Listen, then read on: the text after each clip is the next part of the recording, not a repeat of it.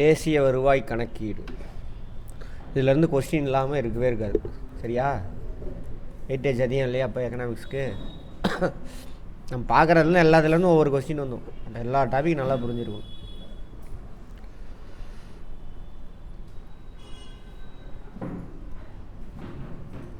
இதுவும் அப்படி தான், கான்செப்ட் தான் இது, புரிஞ்சிருக்கணும். கொஸ்டின் பேப்பர் எடுக்கக்கூடிய ப்ரொஃபஸரோட மூடுக்கு தகுந்த மாதிரி கொஸ்டின் வரும். இதை புரிஞ்சுக்கிட்டீங்க அப்படின்னா எப்படி கேட்டாலும் அவர் என்ன மூடில் கொஸ்டின் எடுத்தாலும் உங்களால் ஆன்சர் பண்ண முடியும்.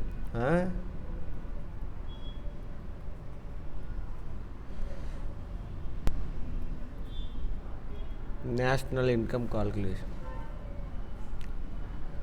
இதுதான். நீங்கள் அமெரிக்காவில் போய் ஆக்ஸ்போர்டு, கேம்பிரிட்ஜு, இங்கிலாண்டில் எங்கே போய் படித்தாலும் இது இந்த ஃபார்முலா இதுதான், வேறு எதுவும் கிடையாது.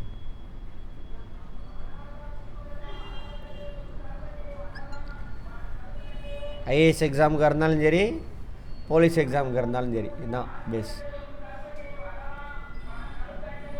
தேசிய வருவாய் அப்படின்னா என்னங்க? யாரோட வருவாய்? தேசியம், நாடு, தேசியன்னு கூவிட்டு இருப்பானுங்க. அது ஒரு மாதிரி போயிட்டுருக்குது. தேசிய வருவாய்னா யாரோடது இருக்கும்? பார்த்திபன். தேசியம் ஒரு நாடு. இவனுக்கு தப்பாக பயந்துட்டு இருக்கானுங்க. நாடு அப்படின்னா யாரை குடிக்கும்? 3 வேலை இருக்கணும் நாடுனா. ஒன்று லேண்ட் இருக்கணும். நாடு மீன்ஸ் இங்கிலீஷில் ஸ்டேட்டு. ஸ்டேட்னா மாநிலம் கிடையாது. இவனுங்க ஏமாற்றி வச்சுருக்கிறானுங்க நம்மளாம். 3 விஷயம் இருக்கணும். லேண்ட் இருக்கணும், அங்கே உள்ள மக்கள், அப்போ அங்கே அரசாங்கம் இருக்கணும். இது 3 இருந்தால் அதுக்கு பேர் தான் ஸ்டேட். அதான் தேசியனும் கதை விட்டுக்கிட்டு இருக்கானுங்க. அப்போ இந்தியான்னு சொன்னால் யாரை குறிக்கும்? இந்திய மக்களை தான் குறிக்கும். இந்தியாவில் இருக்கக்கூடிய எல்லா மக்களையும் குறிக்கும். ஒரு குரூப்பு மட்டும் கிடையாது. இங்கே ஒரு குரூப்பு மட்டும் வச்சுக்கிட்டு ஆடிக்கிட்டு இருக்கிறானுங்க. சரி, அப்போ தேசிய வருவாய்னா யாரை குறிக்கும்? எதை குறிக்கும்? டோட்டலாக இந்திய மக்களுக்கு. இந்தியாவில் 120 கோடி பேர் இருக்காங்களா? 2011 கணக்கெடுப்படி சொல்கிறேன். 120 கோடி பேர் இருக்காங்களா? அந்த 120 கோடி பேர்த்துக்கு இந்த வருஷம் எவ்வளோ வருமானம் வந்துச்சு அப்படின்னு கணக்கிட்டு அதானது தேசிய வருவாய். ஓகேவா? ஜாதகத்தை எடுத்துக்கலாமா? கட்டத்தில் யார் யார் இருப்பாங்க? எத்தனை பார்த்தோம்? 4 பேர். யார் யார் கட்டத்தில்? நேற்று பார்த்த 4 பேர் யாருமா? உழைப்பா? காமன் பீப்புள், பிஸ்னஸ் ஃபேமில் தான் யாரும் அடங்கிடுவா? நிதி நிறுவனம் அடங்கிடும். அதனால் அதை விட்டுடலாம்.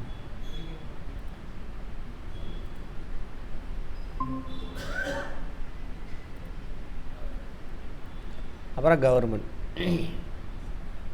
நிதி நிறுவனத்தை தனியாக பார்ப்போம், ரொம்ப முக்கியமானது அது பார்ப்போம்.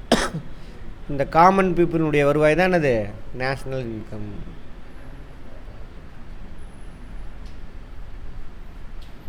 ஒரு நாட்டில் இருக்கக்கூடிய பொதுமக்கள் அனைவருக்குமான வருவாய் எவ்வளவு அப்படின்னு கணக்கிடணும். கணக்கிட முடியுமா சார்? ஓரளவு கணக்கிடலாம், எக்ஸாக்டெலாம் கணக்கிட முடியாது. ஏன்னா எல்லாரோட வருவாய் அங்கே போய் சேராது, எடுக்க முடியாது. டேக்ஸ் கட்டுறது, ஜிஎஸ்டி கட்டுறதெல்லாம் கண்டுபிடிச்சிடலாம். இன்கம் டேக்ஸ் கட்டுறதை வச்சு கண்டுபிடிக்கலாம். நிறைய என்ன இல்லை, ஜிஎஸ்டி இல்லை நிறைய பொருளுக்கு. அப்போ அந்த பொருளோட இதெல்லாம் கண்டுபிடிக்க முடியாது. அப்படி ஜிஎஸ்டி கட்டினாலும் ஏமாற்றுவான். 10 பொருளுக்கு ஜிஎஸ்டி கட்டுவான், 10 பொருள் ஏமாத்துறான். எக்ஸாக்டாக கால்குலேட் பண்ண முடியாது, ஓரளவுக்கு. சரி, இவனுடைய வருவாய் எப்படி சார் கால்குலேட் பண்ணோம் அப்படின்னாக்கா, ஃபஸ்ட்டு ஸ்டெப். இதில் நிறையா ஸ்டெப் இருக்குது, நேற்றே சொல்லியிருப்பேன். அதில் ஃபஸ்ட்டு தான் என்னது? ஜிடிபி. ஆனால் இது நேஷ்னல் இன்கம் கிடையாது.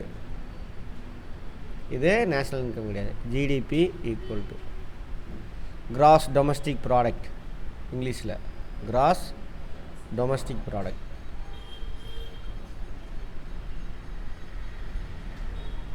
மொத்த உள்நாட்டு உற்பத்தி.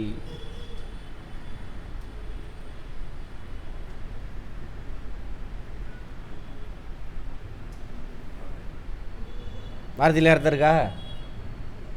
ஒரு வருஷத்தில் அதெல்லாம் காலம், குறிப்பிட்ட காலம், ஒரு குறிப்பிட்ட காலத்துக்குள்ளே நார்மலாக ஒரு வருஷம், காலாண்டு கூட கால்குலேட் பண்ணுவாங்க. ஒரு நாட்டுக்குள்ளே, அந்த உள்நாடுன்னு போட்டிருக்கா, உள்நாடு. ஒரு நாட்டுக்குள்ளே எவ்வளோ வேல்யூக்கு பண்டமும் பணியும் உற்பத்தி ஆகிருக்கு. என்னையாது தேசிய வருவாய் கணக்கிட்டு இருக்கோம். தேசிய வருவாய் தானே கணக்கிடுறோம். அப்போ வருவாயை பற்றி தானே பேசணும். அதான உற்பத்தியை பற்றி பேசிக்கிட்டு இருக்கான். அங்கேயே கேள்வி வரணும். கான்செப்ட் புரிகிற வரைக்கும் நானும் கேள்வி கேட்டுகிட்டே இருந்தேன். எதுக்குடா இதை தரணும் ஏன்னு சொல்லுங்க பார்ப்போம். நேற்றே நடத்தியாச்சு அது எப்படின்னு. நேற்று உள்ளதை யோசிச்சிங்கன்னா புரிஞ்சிருந்தா நேரம் ஆன்சர் சொல்லலாம். அப்போது ஒரு நாட்டுக்குள்ளே ஒரு வருஷத்தில் உற்பத்தியான பண்டம் மற்றும் பணிகளோட மதிப்பு தானே இது ஜிடிபி. அதுக்கும் தேசிய வருவாய்க்கு என்ன சம்மந்தம் சொல்லுங்க பார்ப்போம். சத்தமா எவ்வளோ வேலைக்கு இவன் கூட்ஸ் அண்ட் சர்வீஸ் ப்ரொடக்ஷன் பண்ணானோ. இப்போ 100 ரூபாய்க்கு ப்ரொடக்ஷன் பண்ணியிருக்கான் பிஸ்னஸ் ஃபேம். அந்த 100 ரூபா யாருக்கு போய் சேர்ந்துருக்கும்? பொதுமக்கள் தான். Land, labour, capital, organisation supply பண்ணானா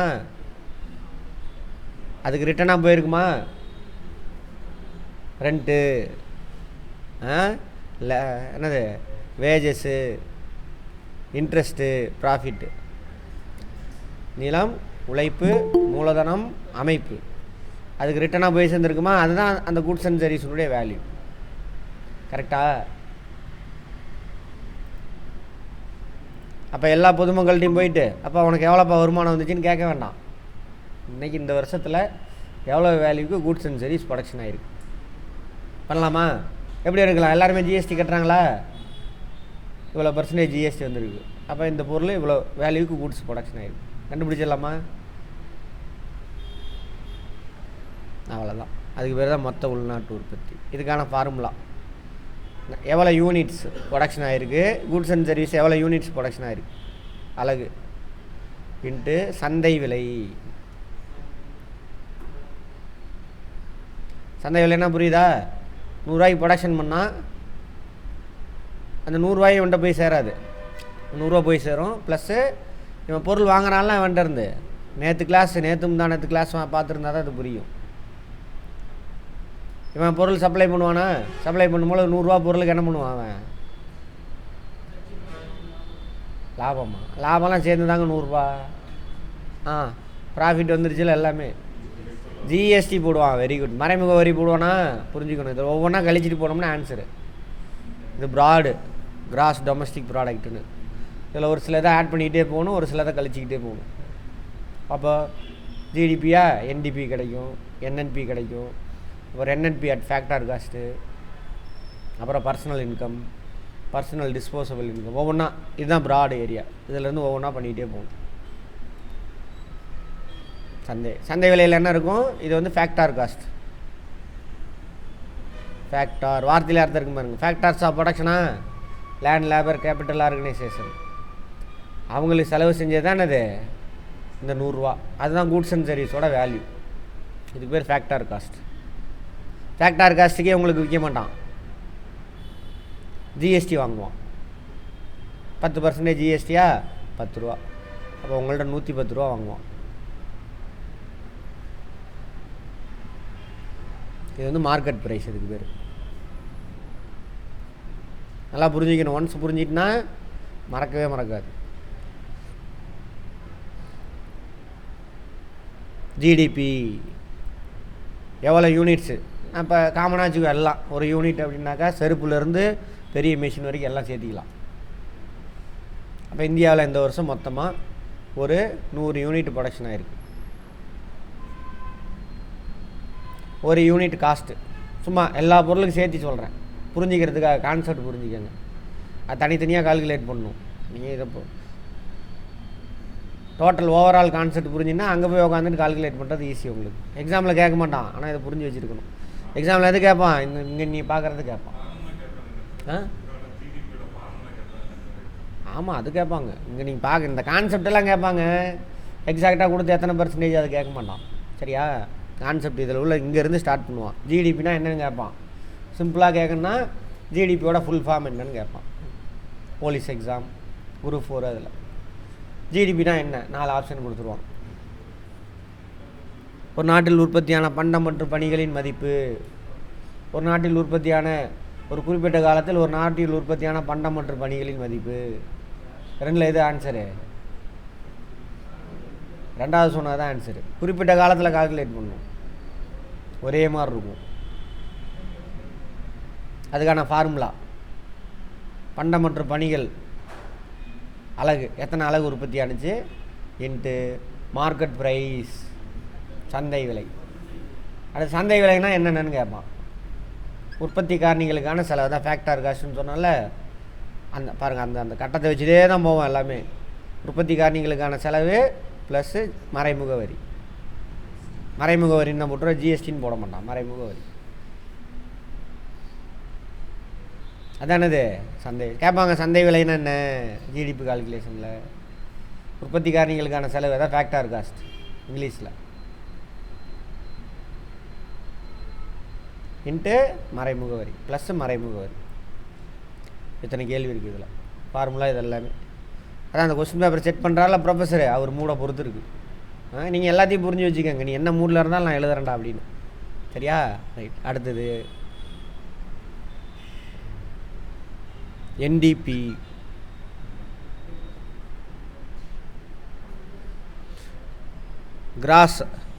கிராஸுங்கிறது என்னவா வருது? நேஷ்னல் நெட்டுன்னு மாறும். நேஷ்னலில் net, net domestic product. Net domestic product.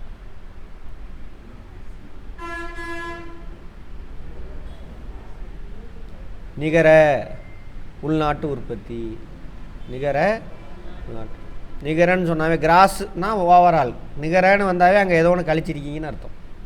ஓகேவா? நிகர உள்நாட்டு உற்பத்தி.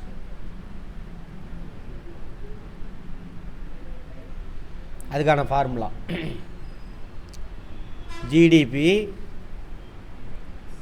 மைனஸ் டெப்ரிசியேஷன், தேய்மானம்.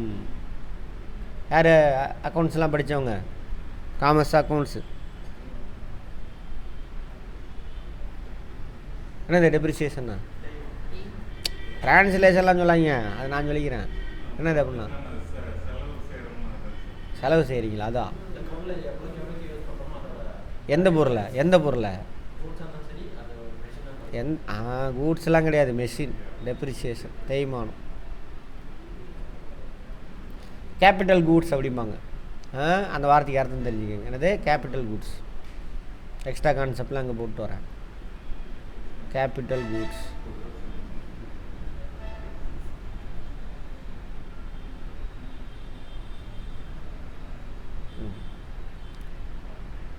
மூலதனப் பொருள்.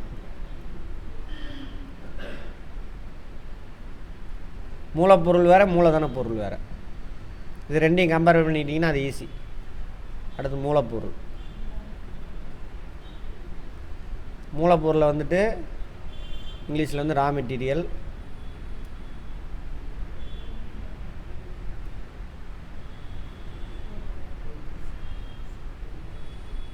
இப்போ சிவா ஒரு காஃபி பார் இருக்குது, அங்கே மூலப்பொருள் எது சார்? மூலப்பொருள் தான் மாறி முடிவுற்ற பொருளாக மாறும். எதெல்லாம் மூலப்பொருள்? காஃபி தூள், பால், தண்ணி, சர்க்கரை, டீ தூள், இதெல்லாம் மூலம். ஓகேவா? என்ன சொல்கிறார் சித்தேஷ்?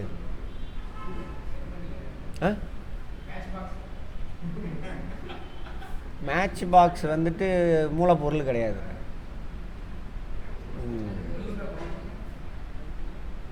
ஓகே சொல்லலாம், ஆனால் மூலப்பொருள் கிடையாது. முடிவுற்ற பொருளில் ஒரு பார்ட்டாக இருந்தால் தான் அது மூலப்பொருள்னு சொல்லணும். அதெல்லாம் கருவி, உபகரணம். ஓகேவா? சரி, தீப்பெட்டி வச்சுக்கலாம், சொல்லாம வேணாம், வச்சுக்கலாம். அதே மூலதன பொருள்னால் என்ன சார் அப்படின்னா, அங்கே இருக்கிற ஃபர்னிச்சர், அங்கே இருக்கிற அடுப்பு, சரியா, அங்கே இருக்கிற அந்த பாத்திரங்கள், இதெல்லாம் மூலதன பொருள். சின்ன யூனிட் வச்சு சொல்லிட்டேன். மூலப்பொருளை முடிவுற்ற பொருளாக மாற்றுறதுக்கு பயன்படுத்தக்கூடிய மெஷினு, உபகரணங்கள், ஃபர்னிச்சர், அந்த பில்டிங்கு, வாகனம், சரியா. இடம்லாம் வராது அதில். பில்டிங் இடத்துக்கு வேல்யூ குறையவே குறையாது, அதிகமாகிட்டு தான் போகும். அப்ரிசியேட் ஆகும், டெப்ரிசியேட் ஆகாது. ஓகேவா? இதெல்லாம் வந்து மூலதனம். கேட்பாங்க மூலதன பொருள் எதுன்னு 4 கொடுத்துட்டு கேட்பான். எல்லாத்தையும் புரிஞ்சு வச்சுக்கோ. வீட்லேயே கிச்சன்லேயே பண்ணலாம். மூலப்பொருள் காய்கறி, அரிசி, பருப்பு, மளிகை சாமான்லாம் மூலப்பொருள். மூலதன பொருள்னா இது அடுப்பு, உங்கள் வீடு, பாத்திரம், பண்டம், இதெல்லாம் கருவிகள், இதெல்லாம் சரியா? ஆமாம். கிச்சனில் எல்லாமே உங்கள் வீட்டுக்குள்ளே இருக்கும், உங்களை சுற்றி இருக்கும், புரிஞ்சு வச்சுக்கோ. இப்போ மெஷின் இருக்குது, பில்டிங் கட்டிட்டோம், மெஷின் இருக்குது, இதெல்லாம் மூலதன பொருள். இதை வச்சு தான் என்ன பண்ணுறோம், அந்த கூட்ஸே சர்வீஸே ப்ரொடக்ஷன் பண்ணுறோம். இப்போ நான் சர்வீஸ் ப்ரொடக்ஷன் பண்ணிகிட்ருக்கேன். டிவி, இந்த டிவி வாங்கப்போ 13,000 இப்போ அதே வேலைக்கு போகுமா? அது எத்தனை வருஷம் ஆச்சு கேட்பான், எந்த வருஷம் வாங்கினீங்க, பில்லை பார்ப்போம். அப்போ இவ்வளோ தாங்க வேல்யூமா, அது மாதிரி. ஓகேவா? அப்போ இந்த மூலப்பொருளை முடிவிட்டுற பொருளாக மாற்றினால கூட்ஸ் அண்ட் சர்வீசஸை ப்ரொடக்ஷன் பண்ணுறதுக்காக என்ன பண்ணுறோம், பயன்படுத்தக்கூடிய மெஷினு, பில்டிங்கு, வாகனம், இதெல்லாம் வந்து மூலதன பொருள். ஏன்னா பரதீபன் ஆமாம், அதை பயன்படுத்தும் பொழுது என்ன அதோட வேல்யூ குறையுமா? அந்த வேல்யூ வந்து குறைச்சிருவாங்க. எதில் குறைப்பாங்க சார்னாக்கா, ஜிடிபி இருக்குது, அங்கே பாருங்க ஃபார்முலா ஜிடிபி. இப்போ நம்ம இது பார்த்துட்டோம், மொத்தமாக ஒரு 100 யூனிட் ப்ரொடக்ஷன் ஆகிருக்கு. ஒரு யூனிட்டான காஸ்ட்டு இந்தியாவில் இருக்கக்கூடிய எல்லா பொருளையும் சேர்த்து சொல்கிறேன் 10 ரூபா. இப்போ ஜிடிபி எவ்வளவு? 1000 ரூபா. 2-3 தடவை வீடியோ போட்டு பாருங்கள், புரிஞ்சுக்க ட்ரை பண்ணுங்கள். பழைய கொஸ்டின்லாம் எடுத்து பாருங்கள், எல்லா கொஸ்டினுக்கும் உங்களுக்கு ஆன்சர் பண்ண தெரியும். எல்லா கிளாஸ் முடிச்சதுக்கப்புறம் முதல்ல புரியும், அப்புறம் ட்ரை பண்ணுங்கள். தப்பாக அடிப்பீங்க, அப்புறம் ஏன்னு கேள்வி கேளுங்க, திரும்ப பாருங்கள், வீடியோ எடுத்து நான் போட்டு. ஒன்று 1000 ரூபாய் எடுத்துக்கும். ஜிடிபி எவ்வளவு? 1000 ரூபா மைனஸ் டெப்ரிசியேஷன். ஜிடிபியில் ஒரு 5%, 10% போடுவாங்க. அதை அவங்க பார்த்து கால்குலேட் பண்ணிக்குவாங்க. 5% அப்படின்னாக்கா 5 ரூபா. 50 ரூபாயா? 50 ரூபா. அப்போ நாட்டில் இருக்கக்கூடிய எல்லா வாகனம், ரோடு எல்லாமே இதில் வரும், மூலதனம். எல்லா கம்பெனியினுடைய பில்டிங்கு, மெஷின் எல்லாம் இருக்குல்ல, அதெல்லாம். அப்போ டோட்டல் ஜிடிபியில் ஒரு 5% கால்குலேட் பண்ணுறாங்கன்னு வச்சுக்கோங்க. 1000 ரூபாயில் 5% எவ்வளவு? 50 ரூபா. அப்போ என்டிபி எவ்வளவு? 950. ஒவ்வொரு லெட்டராக மாறிக்கிட்டே வரும். கிராஸ் நெட்டாக மாறிச்சு. டோட்டல் ஜிடிபியிலேருந்து, ஜிடிபின்னா என்னென்னு தெரியும், மூலதன பொருட்கள் மீதான தேய்மானம். அதை கால்குலேட் பண்ணி என்ன பண்ணணும், மைனஸ் பண்ணிடணும். அதான் வந்து என்னது, நெட் டொமஸ்டிக் ப்ராடக்ட். ஏன்னா அந்த கூட்ஸ் அண்ட் சர்வீஸ் ப்ரொடக்ஷன் பண்ணதில் இவங்க தான் முக்கியமான ஆள். யார்? மூலதன பொருட்கள். அவங்க தேய்மானம் அடைகிறாங்க, அதை கழிச்சிடணும். அடுத்தது என்என்பி. இது எல்லாமே எந்த ப்ரைஸில் கால்குலேட் பண்ணிட்டு வரோம்? சந்தை விலை, இங்கிலீஷில் மார்க்கெட் ப்ரைஸ்.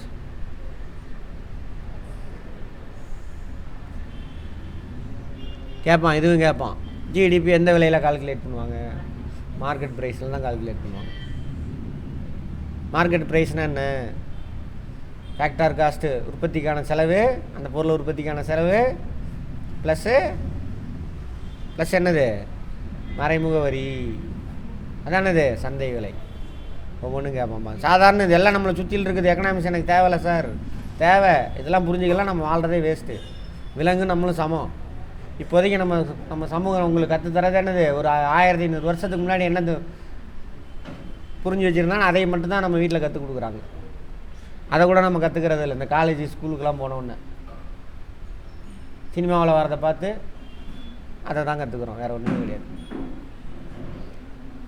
1500 வருஷமாக அவங்க கற்று வச்சுருந்ததையும் ஒழுங்காக கற்றுக்கிறது இல்லை. இப்போ புதுசாக சயின்ஸில் கண்டுபிடிச்சும் கற்றுக்காமல் இருக்கிறோம். ஏதோ வாழ்ந்துக்கிட்டு இருக்கோம். கார்பரேட் பொருளை வாங்கி நுகர்ந்துட்டு அவனுக்கு லாபம் கொடுத்துட்டு, கார்பரேட்டில் போய் உழைச்சி கொடுத்துட்டு அவனுக்கு சம்பளத்தை, அவனுக்கு லாபத்தை கொடுத்துட்டு உட்காந்துட்டுருக்கோம். அவ்வளோதான். மாறுங்க. அப்புறம் அந்த சில்லி வண்டி கில்லி வண்டிலாம் வந்து ஆட்சியை பிடிச்சி நம்மளை படாத பாடுபடுத்துங்க. முட்டா பையெல்லாம் தலைவர் ஆயிடுவான். முட்டா பையன், திருட்டு பையன் பண்ணுவான். நம்மளாம் முட்டாளாக இருக்குன்னா நல்லா இருக்குது. அவன் அறிவாளி தான். அந்த நாட்டாம படத்துலேயே எதுலையா இந்த மலையை தூக்குறான்ட்டானும் ஊரே கூடிடும். அண்டா கேனைனுங்களா? அதான் அரசியல் ஸ்டண்டெல்லாம் இப்போ போயிட்டுருக்கு. ஒரே நாளில் வெட்டி முறிச்சிடுவார் இவர் வந்து. கூடிடுவானுங்க. அப்புறம் அந்த நொண்டி சாமியார் வந்துட்டு அவன் தாண்டா அறிவாளி, அவங்களெல்லாம் ஏமாற்றிட்டான்ல அப்படின்ற மாதிரி. அப்போ அவன் அறிவாளி தான். அவனுங்களாம் நம்ம இதெல்லாம் புரிஞ்சு வைக்காதனால தான் அவன் அறிவாளியாக இருக்கிறான். கொடுத்தா என்ன, வந்தா என்ன, போனா என்ன அப்படின்னு பேசிட்டு போகலாம். அவன் முன்னாடி சுற்ற வேண்டியதுதான். ஆமாம். அப்புறம் அவனால் அடியெல்லாம் மிதியெல்லாம் வாங்கினதுக்கப்புறம் அதுக்கப்புறம் அவன்கிட்ட விட்டு வெளியில் ஓடியாருவாங்க. சரி, என்என்பி இப்போ என்னவா மாறுது? டி வந்து என்னவா மாறுது? என்ன மாறுது? ஓகேவா? டொமஸ்டிக். டொமஸ்டிக்னானது உள்நாடு. அப்படியே வார்த்தை மாறுது. Net national product.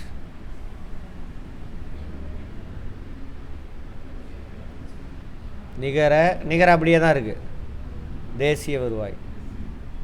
நீங்கள் வார்த்தையை வச்சு தான், அந்த வார்த்தையை வச்சு புரிஞ்சுக்கிட்டுனா அங்கே கான்செப்ட் வரும். நான் இது மனப்பாடத்துக்கெலாம் இல்லை.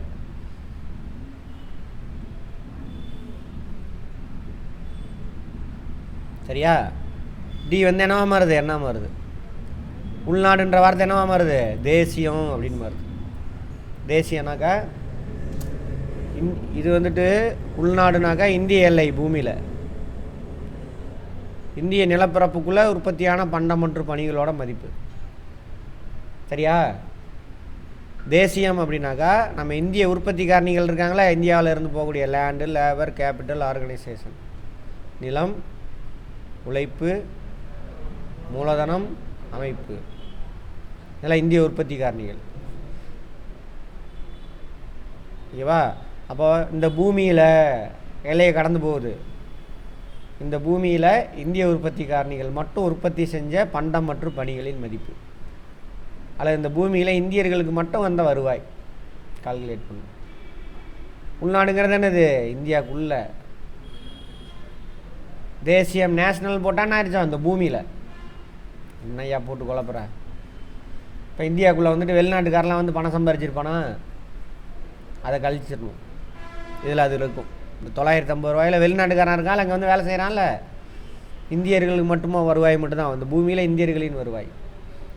அப்போ இந்தியாவுக்குள்ளே வந்து வெளிநாட்டுக்காரன் முதலீடு போட்டிருப்பான், லாபம் கிடச்சிருக்கும், வேலை செஞ்சுருப்பான், சம்பளம் போயிருக்கும், ஏதாவது நேச்சுரல் இயற்கை காரணி சப்ளை பண்ணியிருப்பான், அதுக்கு போயிருக்கும், மூலதனம் போட்டிருப்பான், ஏதாவது வெளிநாட்டுக்காரன் சம்பாரிச்சதெல்லாம் கையில் மைனஸ் பண்ணிடணும். இதிலேருந்து வேறு எதாவது சேர்த்தணும். யார் சொல்லிங்க? நம்ம நாட்டு உற்பத்திக்காரனி அதே மாதிரி வெளிநாட்டில் நரேந்திரராஜ் கவனிங்க, தயவு செஞ்சு கவனிங்க. இதெல்லாம் சப்ப மேட்ரு, ஆனால் புரியாமல் உட்காந்துருக்குறோம்.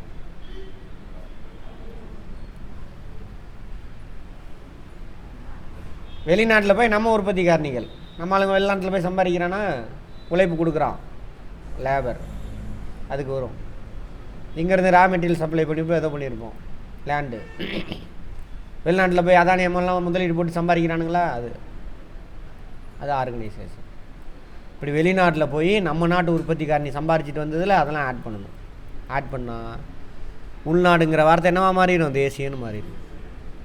உள்நாடுனா இந்தியாவில் எல்லா உற்பத்தி காரணிகளும் கிடைச்ச வருவாய். தேசியன்னு போட்டால் இந்த பூமி முழுவதும் இந்தியர்களுக்கு மட்டும் கிடைச்ச தேசிய வருவாய். அப்போ உள்நாட்டு உற்பத்தி காரணியிலேருந்து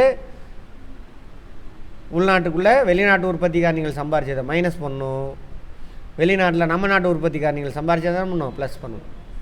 அவ்வளோதான். ஃபார்முலா போடலாமா? இதை புரிஞ்சாதான் அது புரியும்.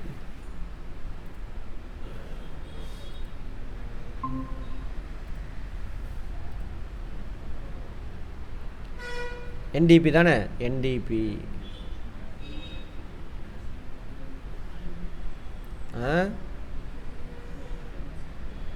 ப்ளஸ் போடலாம், மைனஸ் போடலாம், எது வேணாலும் வச்சுக்கலாம்.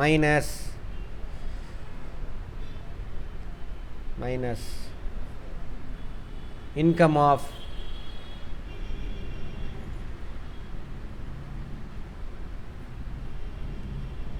Foreign factors of production. Foreign factors of production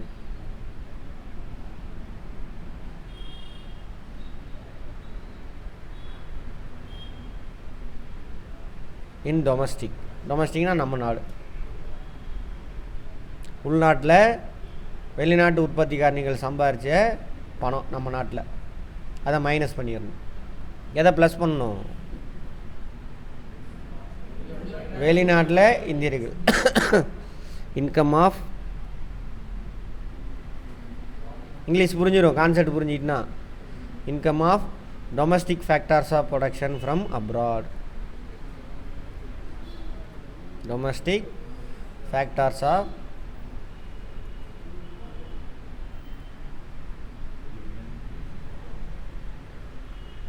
from abroad. தமிழில் உள்நாட்டில் எழுதிக்கங்க, அப்படியே கேட்க. உள்நாட்டில் வெளிநாட்டு உற்பத்தி காரணிகளுக்கு கிடைத்த வருவாய் மைனஸ் பண்ணிடணும். வெளிநாட்டு உற்பத்தி காரணிகளுக்கு கிடைத்த வருவாய். இது அயல் நாட்டில் உள்நாட்டு உற்பத்தி காரணிகள் கிடைத்த வருவாய். உள்நாடுனா யார்? நம்ம நாடு. கேம்பிரிட்ஜில் போய் படித்தாலும் இதுதான் ஃபார்முலா, ஆக்ஸ்போர்டில் போய் படித்தாலும் இதுதான் ஃபார்முலா, டெல்லி ஜவஹர்லால் யூனிவர்சிட்டியில் போய் படித்தாலும் இதுதான் ஃபார்முலா, சாதாரண கிராமத்தில் இருக்கக்கூடிய கவர்மெண்ட் காலேஜில் போய் படித்தாலும் இதுதான் ஃபார்முலா. சரியா? மன்மோகன் சிங் இதுதான் படிச்சிருப்பார். நம்ம கிளாஸை நீ ஃபுல்லாக எல்லாமே புரிஞ்சு வச்சுட்டீங்கன்னா இது மட்டும் இல்லை, என்ன அப்போ நாட்டில் என்ன நடக்குது, அது என்ன நடக்கும் அப்படின்னு பட்ஜெட்டை பார்த்தோன்னு சொல்ல முடியும். சரியா? ரைட். அந்த மாதிரி ஆயிடலாம் நீங்கள். அதெல்லாம் எனக்கு தேவையா சார்? வேலைக்கு போகணும் சார். எப்படி கொஸ்டின் கேட்டாலும் உங்களுக்கு ஆன்சர் சொல்ல முடியும், வேலைக்கு போகலாம். ஆனால் இதெல்லாம் புரிஞ்சுக்கிட்டு நம்ம ஊரில் வாழணுன்னா கொஞ்சம் பிபிலாம் ஏறிடும். எவன்ட்டி பேச முடியாது, சொல்லி கொடுத்தாலும் கேட்க மாட்டான். சரியா? என் தலைவன் சொல்லிவிட்டு அவன் என்ன ஐக்கிய சொன்னோம்னாலும் அவன் முன்னாடி போயிடுவான். எதிரின்ட்டு அவன் என்ன நல்லது செஞ்சாலும் அவனை திட்டிக்கிட்டே இருப்பானுங்க, முட்டா பயிலுங்க. அவனால தான் வளர்ந்துருப்பான். அதெல்லாம் பார்க்கும்பொழுது என்ன ஆகும்? ஆமாம், சரி, இதுதான் புரிஞ்சிச்சா? இதையே வேறு மாதிரி எழுதலாம். இதே ஃபார்முலா இதை இப்படி எழுதலாம். NDP plus net factor income from abroad.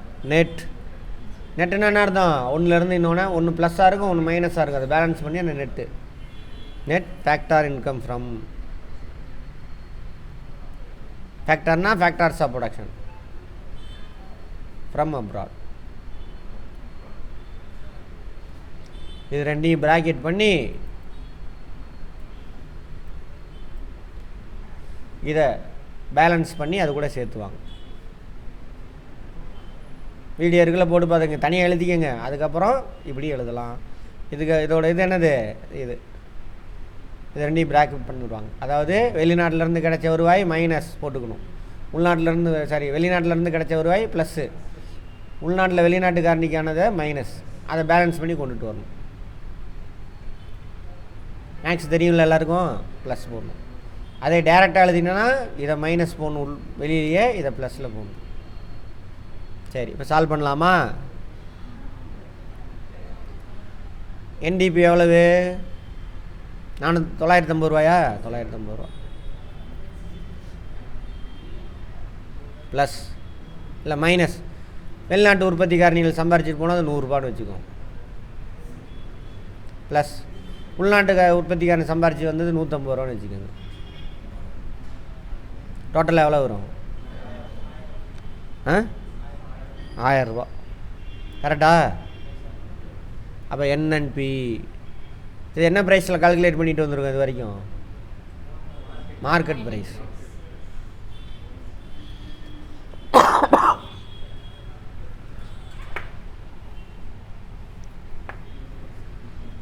இதே இப்படி எழுதலாம். 950, ரெண்டாவது ஃபார்முலா படி 950 ப்ளஸ் மைனஸ் 100 ப்ளஸ்ஸு 150. அதான் இது. அண்ணா என்ன ஆகும்?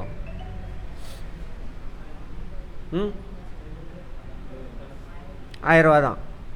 950 ப்ளஸ் 50 1000 ரூபா.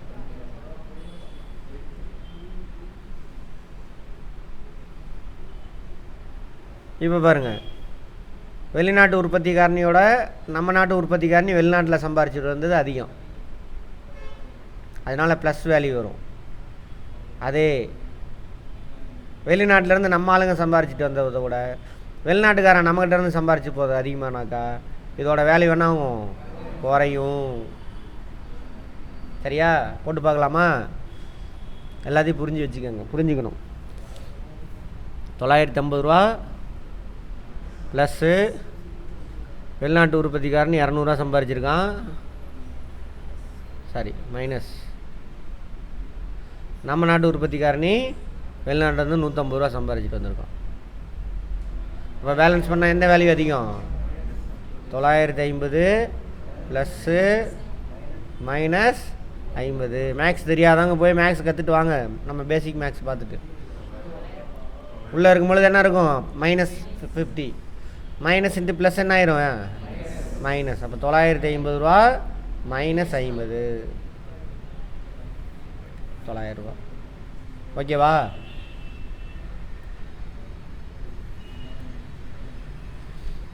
இது NNP அட் ஃபேக்டர் காஸ். டி என்னவாச்சு? என்ன மாதிரி டொமஸ்டிக் இருந்து நேஷ்னலாக மாதிரி. நேஷனலாக அர்த்தம் நாட்டோட எல்லையை கடந்தது. இந்த பூமியில் இந்திய உற்பத்திக்காரணிகளுக்கு மட்டும் கிடைச்ச வருவாய் எவ்வளவு? வெளிநாட்டு நம்ம நாட்டுக்குள்ளே வெளிநாட்டுக்காரன் சம்பாரிச்சிட்டு போனது மைனஸ் பண்ணிவிட்டு வெளிநாட்டில் நம்ம நாட்டுக்காரன் சம்பாரிச்சிருந்து ப்ளஸ் பண்ணும். ஓகேவா? படிச்சிங்க தானே காலேஜில்? ஸ்கூல்லையா? காமர்ஸ் தானே நீங்கள்? கட்டாயம் இந்த paper வந்துருக்குமே, GDP calculation.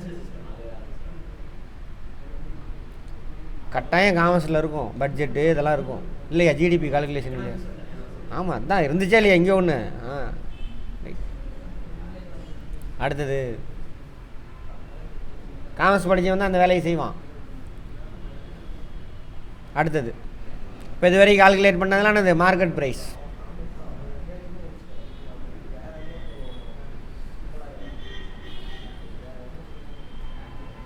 Market price. இப்போ மார்க்கெட் ப்ரைஸை மாற்றணும். NNP at factor cost. போனது என்னது? அதே NNP தான். Net national product market price, நிகர தேசிய வருவாய் சந்தை விலையில். இப்போ சந்தை விலைங்கிறது என்னவா மாறுது? ஃபேக்டர் காஸ்ட்டாக மாறுது. உற்பத்தி காரணிகளுக்கான செலவு அடிப்படையில். சரியா? சந்தை விலையில் என்னென்ன இருக்குன்னு பார்த்தோம். விலைக்குள்ள சந்தை விலையில் என்னென்ன இருக்குன்னு பார்த்தோம். எங்கே பார்த்தோம்?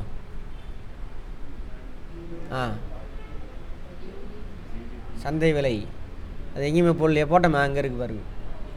ஃபேக்டர் காஸ்ட்டு இவனுக்கு போய் சேர வேண்டிய தொகை ப்ளஸ்ஸு இவனுக்கு போகாதது எக்ஸ்ட்ரா வாங்குகிறான். உற்பத்தி செலவு போக எக்ஸ்ட்ரா வாங்குகிறான். என்னது? மறைமுக வரி. அப்போ சந்தை விலையிலேருந்து மறைமுக வரியை தூக்கிட்டிங்கன்னா என்ன கிடைக்கும்? ஃபேக்டர் காஸ்ட் கிடைக்கும். ஃபேக்டர் காஸ்ட்னா என்ன அர்த்தம்? ஆக்சுவலாக இவங்களுக்கு போய் சேர வேண்டியது. அதே மாதிரி ஒரு சில உற்பத்தி பொருளுக்கு என்ன பண்ணியிருப்பான்னு பார்த்தோம். கவர்மெண்ட்டு ஒரிஜினலாக அதை உற்பத்தி செலவு வந்துட்டு என்னது? 1000 ரூபான்னு பார்த்தோம் ஒரு மூட்டை உரம். ஆனால் அவன் சந்தையில் விற்கிறது எவ்வளவு? 750 ரூபாய்க்கு. 250 ரூபா யார் கொடுத்துட்டா? கவர்மெண்ட்டு கொடுத்துரும். அப்போ கவர்மெண்ட் கொடுத்த சப்சிடி ஆட் பண்ணணும், கவர்மெண்ட்டுக்கு வாங்கி கொடுத்த மைனஸ் பண்ணணும். அப்போ ஒரிஜினலாக இந்த காமன் பீப்புளுக்கு போய் சேர வேண்டிய தொகை எவ்வளோன்னு தெரிஞ்சிடும். அதுதான் உண்மையான தேசிய வருவாய். கேட்பாங்க, இதில் தேசிய வருவாய் என்பது என்ன? GDP, NNP at market price, NNP at factor cost. எது தேசிய வருவாய்? உண்மையான NNP அட் ஃபேக்டர். புரிஞ்சிருச்சா? Very good. அடுத்தது எல்லாமே கான்செப்ட் புரிஞ்சுக்கிட்டுனா அது மறக்காது. கேட்குறானா இதாப்பா அப்படின்னு மனப்பாடம் பண்ண மாட்டிக்கும். சரியா? ரைட். அப்போ NNP at market price minus indirect tax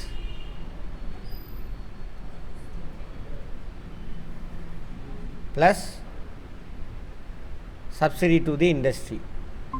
government subsidy to the industry.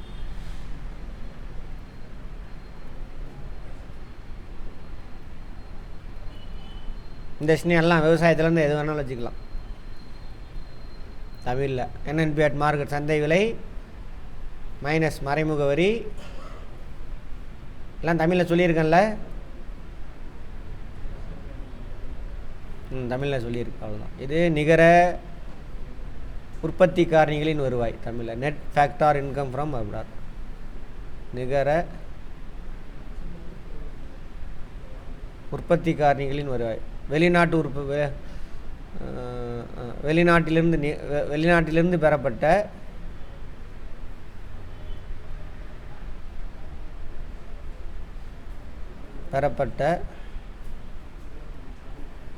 நிகர காரணிகளின் வருவாயின்னு மொட்டையாக போடுவான். உற்பத்தி காரணிகள் வருவாயின்னு போட்டாலும் சரி. நிகர உற்பத்தி காரணிகள் வருவாய் இதுக்கு தமிழில்.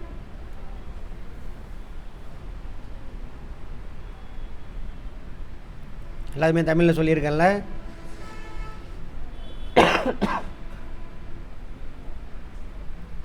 மறைமுக வரி, அப்புறம் அரசின் தொழில்துறைக்கான அரசின் மானியம் நம்மக்கிட்ட கொடுக்காம டைரெக்டாக அங்கே கொடுப்பான்.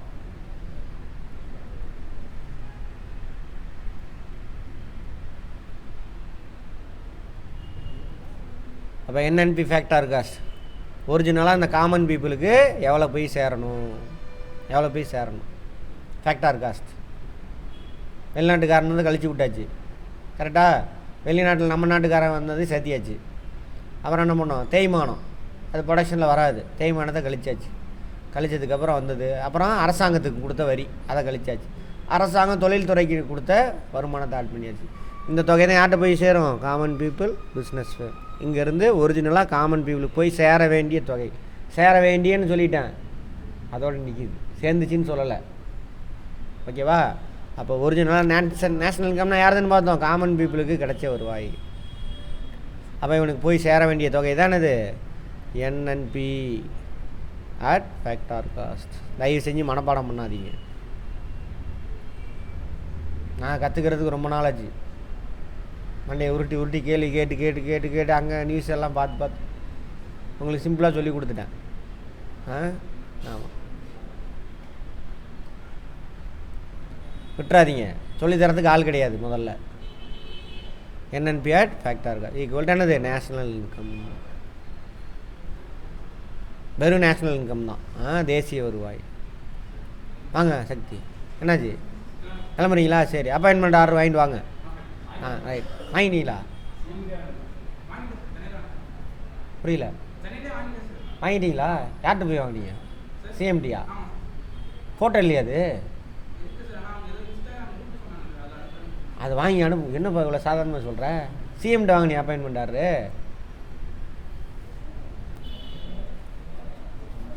இதானது நேஷ்னல் இன்கம். அன்றைக்கி ஈவினிங் ஒரு SI ஸ்டூடெண்ட் வந்திருந்தார். அவங்களாம் இருந்தாங்க. பார்த்திமெண்ட் இருந்தீங்களா? இதான் தேசிய வருவாய். கேட்பாங்க தேசிய வருவாய்னா இது ஜிடிபியை போட்டு விட்ருவோம். அது ஒரிஜினல் தேசிய வருவாய் கிடையாது. NNP at மார்க்கெட் ப்ரைஸ் இருக்குது, சந்தை விலை, அதுவும் கிடையாது. தேசிய வருவாய் NNP at ஃபேக்டார் காஸ்ட். புரிஞ்சுக்கங்க. இவ்வளோ தான் கேள்வி வரும். நீ போய் பழைய கொஸ்டின்லாம் எடுத்து பார்த்துக்கோ. அதுக்கு மேலே எடுக்க முடியாது எவனாலையும். நான் எடுப்பேன், அந்தளவுக்கு யாரும் எடுக்க மாட்டாங்க. இன்னும் பொறுமையாக யோசிக்கணும். தேசிய வருவாய் NNP at ஃபேக்டார் கார்டு தான் என்னது தேசிய வருவாய். அப்போ என்ன அர்த்தம், காமன் பீப்புளுக்கு பிஸ்னஸ் இருந்து போய் சேர வேண்டிய தொகை சேர்ந்துச்சானா சேராது, அதே தொகை போய் சேராது. ஆக்சுவலாக எவ்வளோ போய் அவங்ககிட்ட சேர்ந்துச்சு அப்படின்னு கண்டுபிடிச்சோம்னா அதுக்கு பேர் தான் பர்சனல் இன்கம். அதை தப்பாக ட்ரான்ஸ்லேட் பண்ணி வச்சுருக்கிறானுங்க. தமிழ் வார்த்தையை விட்டுருங்க, இங்கிலீஷ் வார்த்தை இதுதான். அதுக்கு பேர் என்னது, பர்சனல் இன்கம்.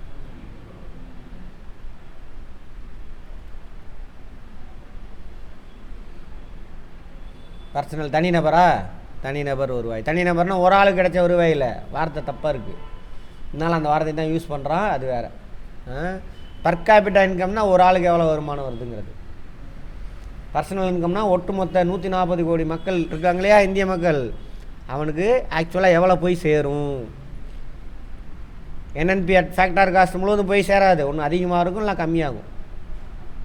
அப்போ இந்த 140 கோடி மக்களுக்கும் போய் எவ்வளோ சேர்ந்துச்சின்னு பார்த்தா அதுதான் பர்சனல் இன்கம். தனிநபர் வருவாயின்னு போடுவோம். இதை பார்த்தோம்னா ஒரு ஆள் வருவாயின்னு நினச்சிக்குவோம். இல்லை, தனிநபர்னால் மொத்தமாக தனியார் வருவாய் எப்படி வேணாலும் வச்சுக்கோங்க. இங்கிலீஷில் இது பிஐன்னு சொல்லுவாங்க.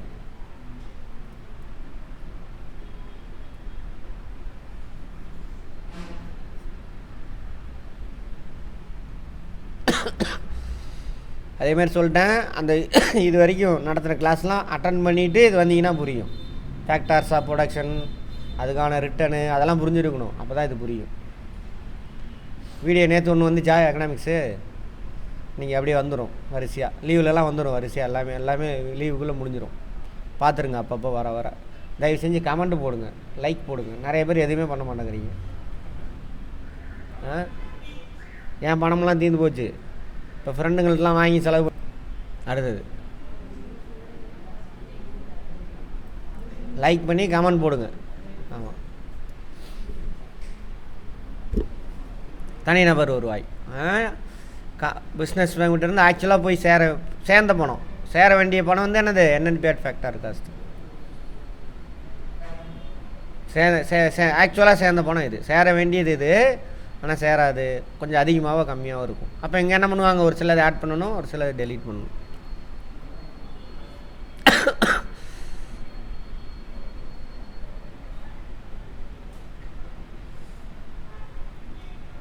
என்என்பி அட் ஃபேக்டர் காஸ்ட்,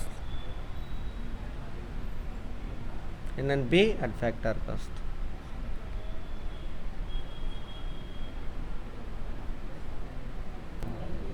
கவனிங்க, இது அப்படியே எடுத்துக்கிறோம். நேஷ்னல் இன்கம்மை NNP at factor cost plus net transfer payment அப்படின்னு ஒரு வார்த்தை, நெட் ட்ரான்ஸ்ஃபர் பேமெண்ட்.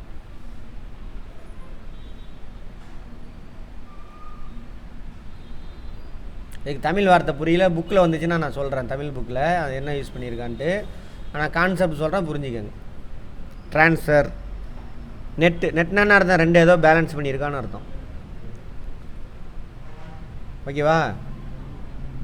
இப்போ பாருங்கள், இவ்வளோதான் இருக்கா? சரி, இதுலேயே முடிப்போம். இங்கே வச்சுக்கலாம். ட்ரான்ஸ்ஃபர் பேமெண்ட்னா இந்த வருஷம் சம்பாரிச்சதை என்ன பண்ணணும், இந்த வருஷமே செலவு பண்ணணும்ல. சம்பாரிச்ச பணத்தை முழுசு செலவு பண்ண மாட்டாங்க, சேவிங்ஸ் கிடையாது இது. அது நீங்கள் தனியாக சேவிங்ஸ், அதை விட்டுருங்க. மக்கள் கையில் வந்ததுக்கப்புறம் எடுத்து வச்சிங்கன்னா அது சேவிங்ஸ். அதுக்கு முன்னாடி லேண்ட், லேபர், கேபிட்டல், ஆர்கனைசேஷன், நிலம், உழைப்பு, மூலதனம், உற்பத்தி காரணிகள் இருக்காங்களே அவங்களுக்கான ரிட்டர்ன் இருக்குல்ல. என்னென்ன ரிட்டர்னு,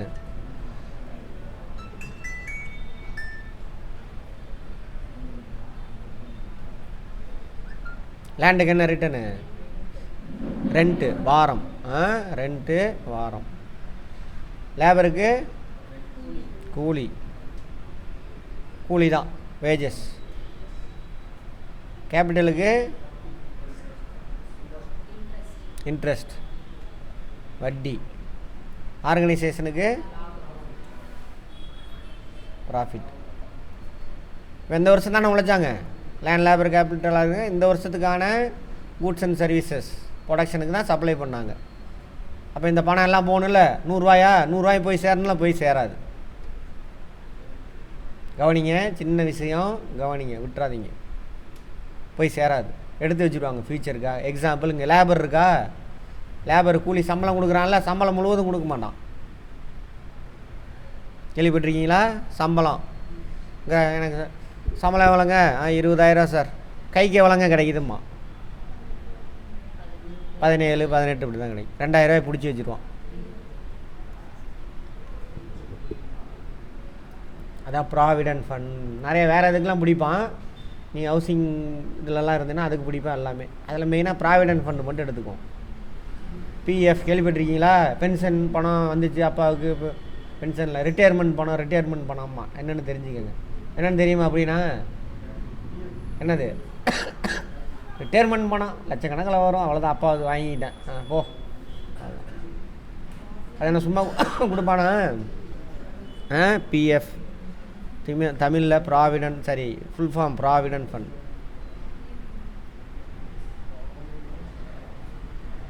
சேமன் நல்ல நிதியே ஏதோ வரும்னு நினைக்கிறேன், இருங்க பார்ப்போம். தமிழ் என்னது பார்த்தீங்களா? அதான் இங்கிலீஷ் வார்த்தை புரியுதா? இப்போ இதை வச்சாவது சொல்லுங்கள் பார்ப்போம். வருங்கால வைப்பு, அதான் பாருங்கள் தாய்மொழி.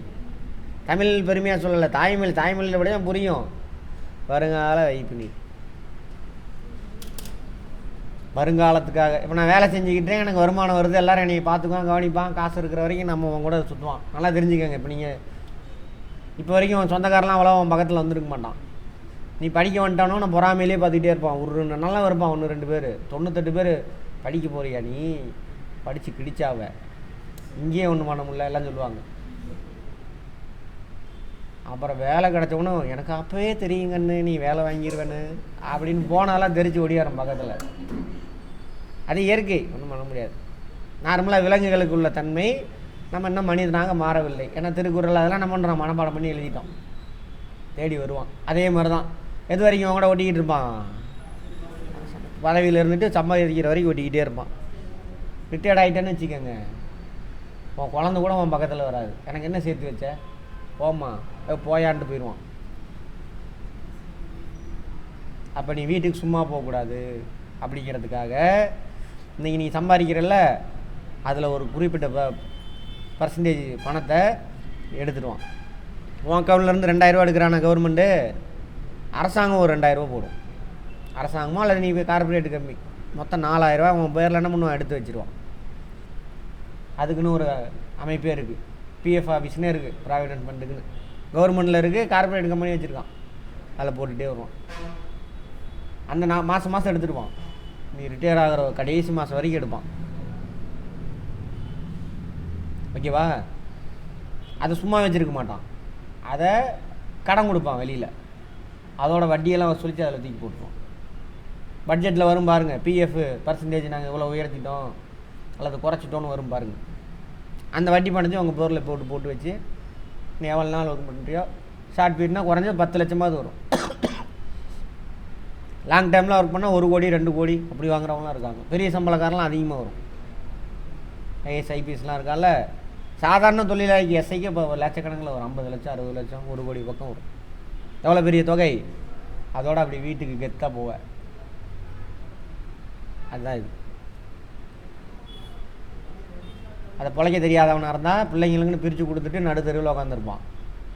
பிழைக்க தெரிஞ்ச அப்பா அம்மா இருந்தாக்கா, இந்தா ஆளுக்கு 5 லட்சம் எடுத்துகிட்டு ஓடிடு, அப்புறம் நட்சத்திரத்துக்கு அப்புறம் எடுத்துகிட்டுன்னு பேங்கில் போட்டு வச்சுருவாங்க. அதில் ஒரு அமௌண்ட் வரும், கடைசி வரைக்கும் அவங்கள மதிப்பாங்க. அதுக்காக ஒதுக்குறதா இது வருங்கால வைப்பு. இதுக்கெல்லாம் முக்கியமான ஆள்லாம் வந்துட்டு கார்ல் மார்க்ஸ்.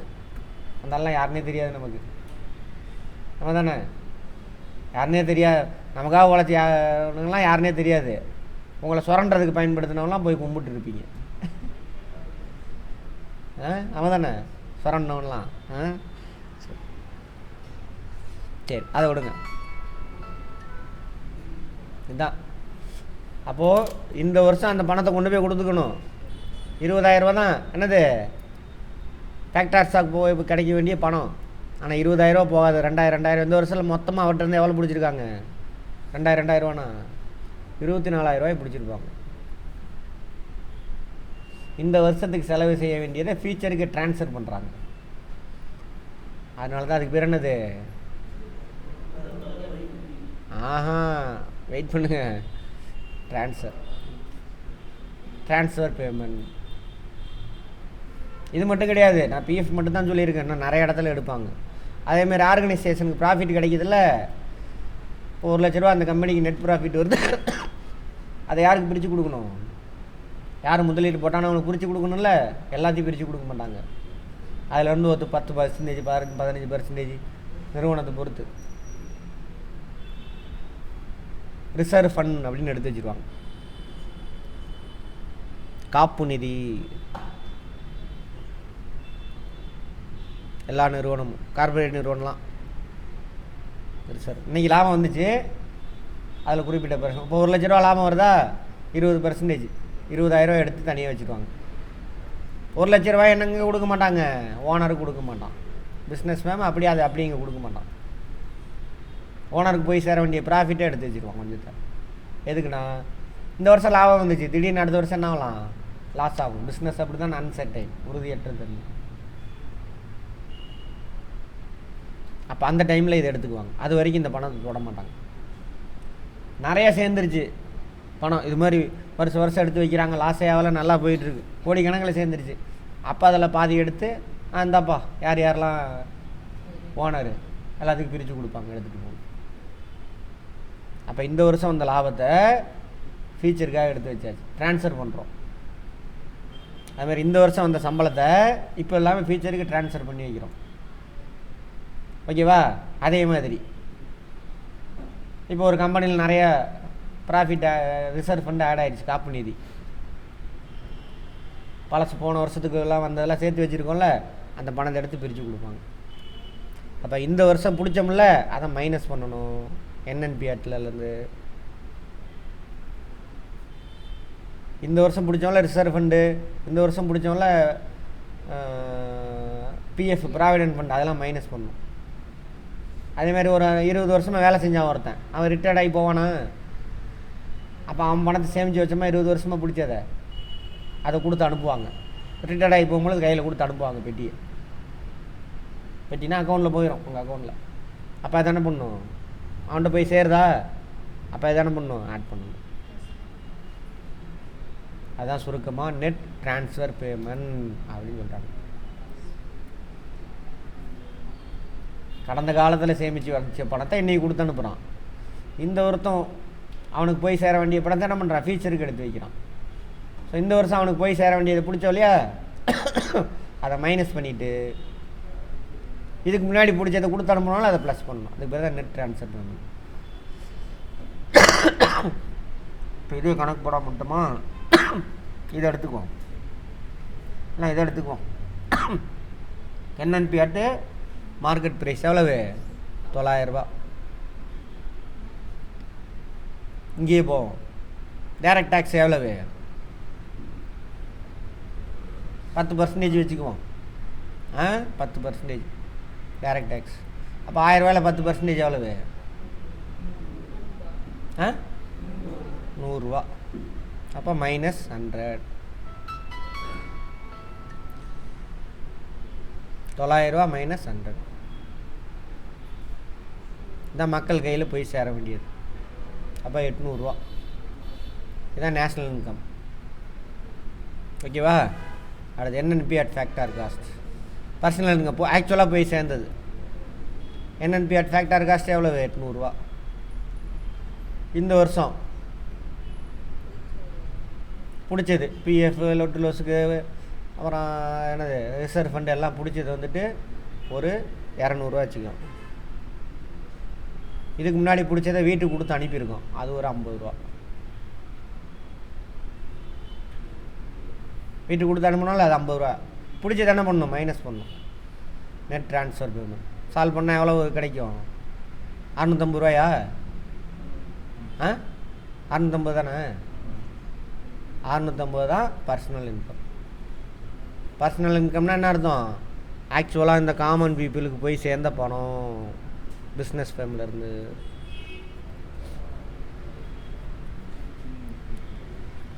ஓகேவா? இதோட இருக்கட்டும், பிரேக் எடுத்துக்கிறோம், போயிட்டு வந்து பார்ப்போம். இது இன்னும் முடியல, இன்னும் 2 ஸ்டெப் இருக்குது. இன்னும் 2 ஸ்டெப் இருக்குது. இன்னும் ஒரு ஸ்டெப்பு தான் இருக்குது டைரெக்டாக. அப்புறம் பர் கேபிட்டா இன்கம்னு ஒன்று இருக்குது, அதை பார்ப்போம்.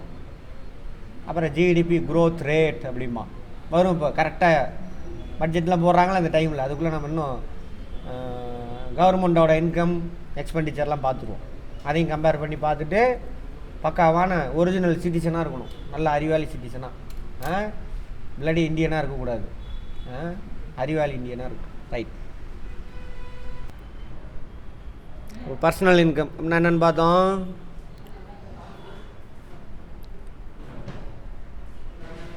காமன் பீப்புள், பொதுமக்கள், business man.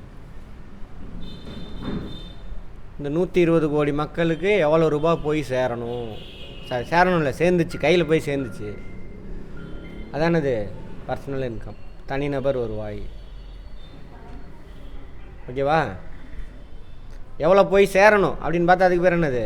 National income, NNP at factor cost. ஓகேவா? ரைட். இப்போ அவன் கைக்கு போய் சேர்ந்துருச்சு. அவன் எல்லாத்தையும் செலவு பண்ண முடியாது. அவன் நினச்ச மாதிரி சேவிங்ஸ் எடுத்து வைக்க முடியாது. அவன் நினச்ச மாதிரி எல்லா பணையும் ஒட்டு மொத்தமாத்தையும் பண்ண முடியாது. இவன் கைக்கு போய் சேர்ந்த உடனே இவன் என்ன பண்ணணும் அப்படின்னாக்கா, கவர்மெண்ட்டுக்கு டேக்ஸ் கட்டுவான். கட்டுவோமா? என்ன டேக்ஸு? Direct tax கட்டுவாங்களா? எல்லா டைரக்ட் டேக்ஸும். அப்போது பர்சனல் இன்கம்,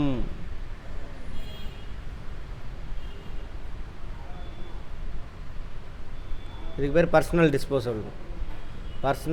டிஸ்போசபிள் இன்கம். அவனால் செலவு செய்யக்கூடிய தொகை.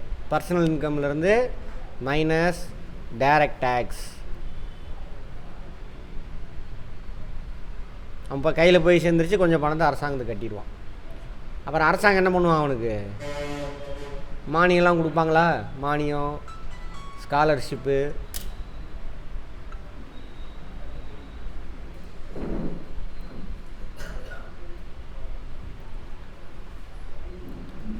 ஓகேவா?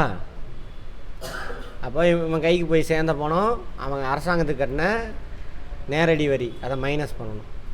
ப்ளஸ் அரசாங்க மக்களுக்கு மானியம்லாம் கொடுக்குறாங்களா? ஸ்காலர்ஷிப்பு, அப்போ இலவசங்கள். இப்போ என்ன பண்ணுறாங்க? பெண்கள் உரிமை தொகை, பெண்கள் கல்வி உரிமை தொகை, ஆண்களுக்கு மாதம் 1000 ரூபா கொடுக்குறாங்களா தமிழ்நாட்டில்? அதெல்லாம் என்ன பண்ணணும்? மக்கள் கைக்கு தானே போய் சேருது, செலவு பண்ணுவாங்களா அதை? அப்போ அதை என்ன பண்ணுவோம்? ப்ளஸ் பண்ணுவோம். அப்புறம் பென்ஷனு, அதெல்லாம் இது என்னென்னு சொல்லுவாங்க? சோசியல் செக்யூரிட்டி ப்ரொவிஷன் அப்படிம்பாங்க அமெரிக்காவில். சமூக பாதுகாப்பு திட்டங்கள், social security provision.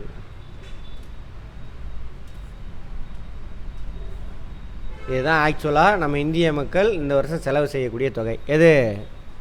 Personal disposable income. Personal income அது அடுத்து தானே வருது, பர்சனல் டிஸ்போசபிள்.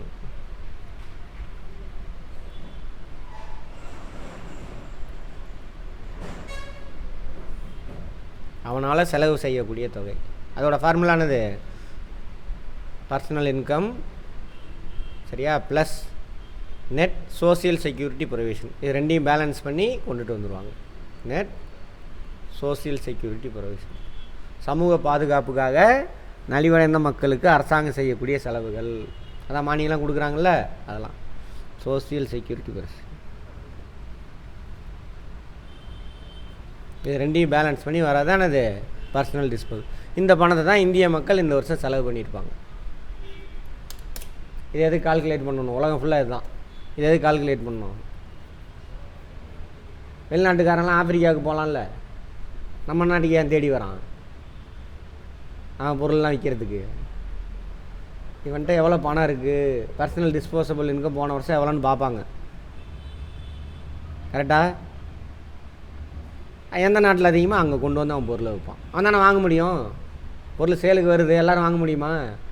எவன்கிட்ட காசு இருக்கோ அவன் தான் வாங்க முடியும். அப்போ இந்த மக்கள் இவ்வளோ செலவு பண்ணுறாங்க, அப்போ நம்ம பொருள் அங்கே போய் சேல் பண்ணலான்னு வருவாங்க. மெயினாக அதுக்கு தான் அதை கால்குலேட் பண்ணுறது. அப்புறம் மக்கள் வளமாக இருக்காங்களா இல்லையான்னு பார்க்குறோன்னா அப்படி ஊதுவானுங்க, அதெல்லாம் மறைமுகமாக. இதை வச்சு என்ன பண்ணலாம்? மக்கள், அந்த நாட்டு மக்கள் எவ்வளோ செலவு செய்கிறான், என்ன அந்த நாட்டோட பொருளாதாரம் எப்படி, ஒரு நாட்டோட பொருளாதாரத்துக்கு அடுத்து இன்னொரு நாட்டோட பொருளாதாரத்தை கம்பேர் பண்ணுறது, இதுக்கெல்லாம் யூஸ் ஆகும். எது? இந்த நேஷனல் இன்கம் கால்குலேஷன். இவ்வளோ தான். என்னென்ன பார்த்தோம்? GDP market price, NDP market price, depreciation கழிக்கணும். அப்புறம் என்என்பி மார்க்கெட் ப்ரைஸ், வெளிநாட்டுக்காரந்து மைனஸ் பண்ணணும், நம்ம நாட்டுக்காரந்த உலகம் ஃபுல்லாக ப்ளஸ் பண்ணணும். அது என்என்பி ஆர் அது நேஷ்னல் இன்கம், ஃபேக்டர் காஸ்ட்.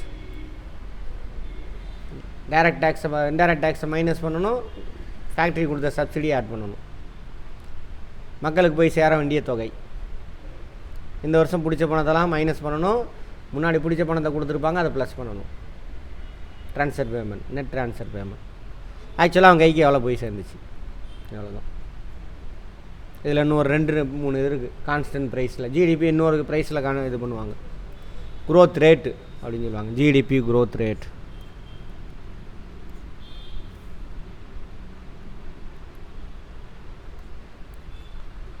இதை கான்ஸ்டன்ட் ப்ரைஸில் கால்குலேட் பண்ணுவோம். கான்ஸ்டன்ட் ப்ரைஸ்னு ஒன்று இருக்குது, இன்னொன்று கரண்ட் ப்ரைஸ்னு ஒன்று இருக்குது. இதெல்லாம் நாளைக்கு சொல்கிறேன்.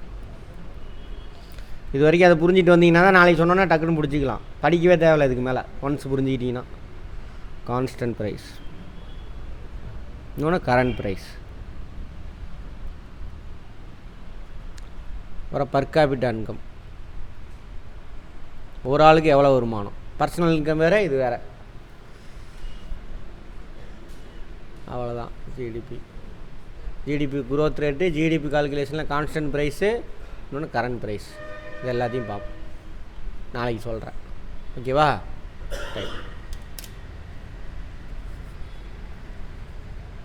இந்த விஷயத்தான் அவன் போட்டு புக்கில் குழப்பி வச்சுருப்பான். எந்தெந்த புக்கில் இருக்குது சார் அப்படின்னாக்கா, நேஷ்னல் இன்கம் கால்குலேஷன்,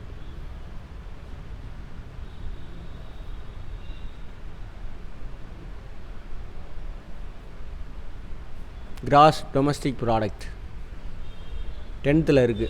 ஓகேவா? வேறு எங்கே இருக்குது? அவ்வளோதான், அது ஒன்று தான், வேறு எங்கேயும் இல்லை போல் இருக்கு. அவ்வளோதான். அதை விட்டிங்கன்னா +1 +2ல் இதெல்லாம் வந்து மைக்ரோ எக்கனாமிக்ஸ். இது வரைக்குமே +1ல் இந்தியன் எக்கானமி இருக்குல்ல, அங்கே இருந்தால் வந்துட்டு மேக்ரோ எக்கனாமிக்ஸ்.